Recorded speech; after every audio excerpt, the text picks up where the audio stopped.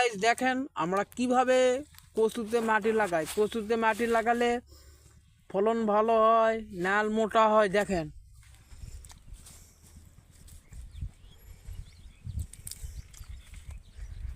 এইদিকে একটু শক্ত মাটি তো কষ্ট হইতাছে। এই দেখেন কিভাবে আমার দাদু ভাই লাগাচ্ছে মাটি। দেখেন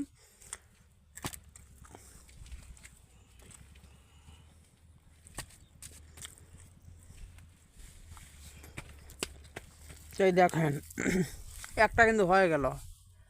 এই যে এই দেখেন এইভাবে লাগাতে হয়, মানে এরকম করে পুরা জমিটা মাটি দেওয়া লাগবে। ভাই দেখো যতদূর ক্যামেরা আমার যাচ্ছে সবগুলোতে ভাই মাটি দেওয়া লাগবে।